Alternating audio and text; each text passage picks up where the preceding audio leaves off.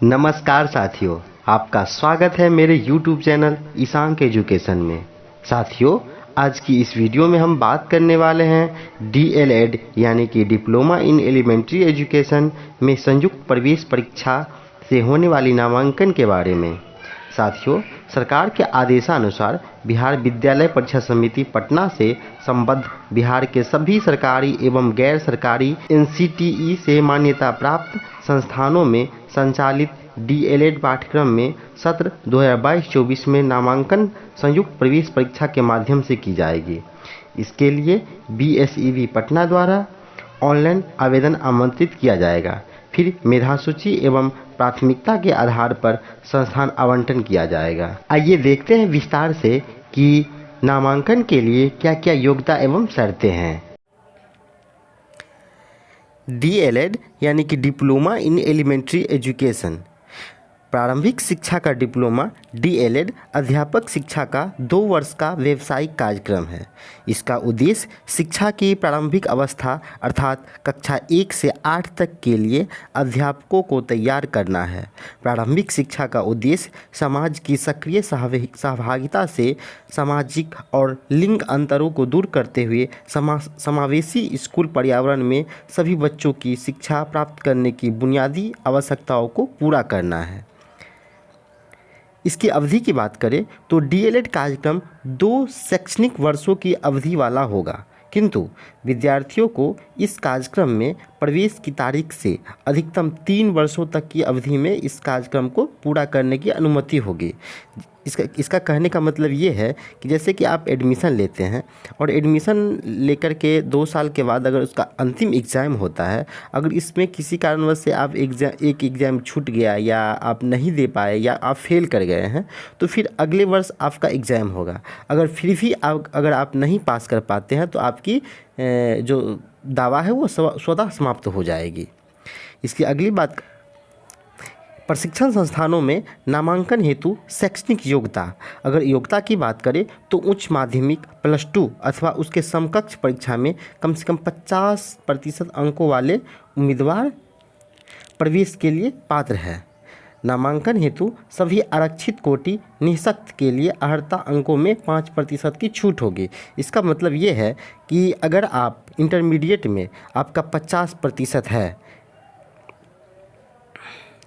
+2 में अगर आपका 50% है तो फिर आप इसके लिए पात्रता रखते हैं।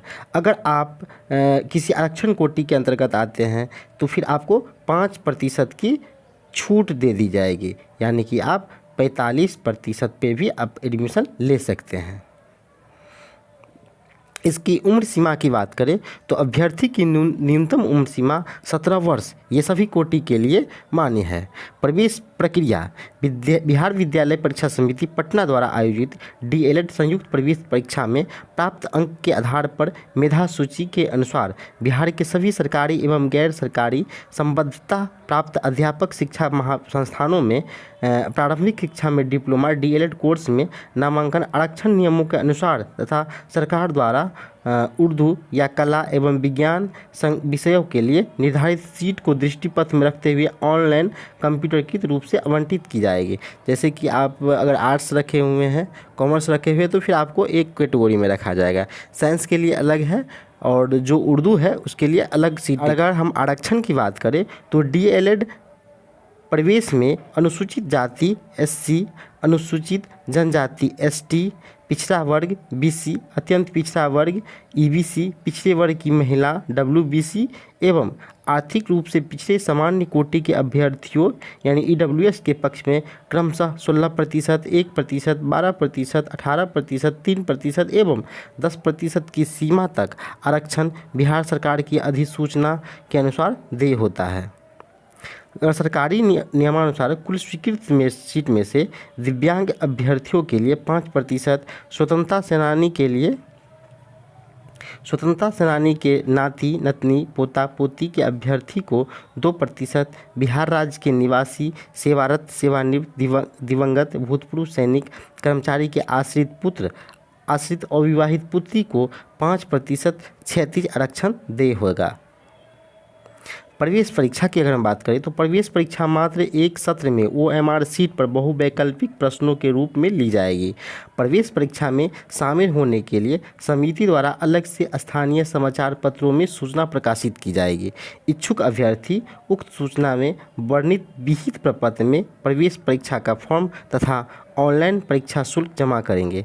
प्रवेश परीक्षा में सभी परीक्षार्थियों की बायोमेट्रिक उपस्थिति दर्ज कराई जाएगी, जिसका परीक्षा शुल्क है सामान्य कोटि के लिए 900 रुपये और SC, ST एवं BC के लिए 700 रुपये। प्रवेश परीक्षा की अवधि, अगर इसका जो एग्ज़ाम होगा उसकी अवधि कितनी देर की होगी, तो प्रवेश परीक्षा की अवधि 150 मिनट यानी कि 2.5 घंटे की होगी। इसमें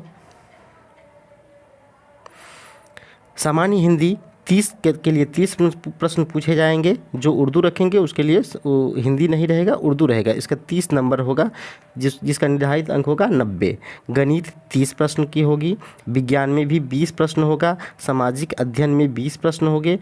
अंग्रेजी में 25 होंगे। तार्किक एवं विश्लेषणात्मक क्षमता में 25 होंगे, जिसके लिए 3-3 अंक दिया जाएगा। प्रत्येक सही उत्तर के लिए 3 अंक दिए जाएंगे। प्रत्येक एक गलत उत्तर पर 1 अंक काट लिए जाए।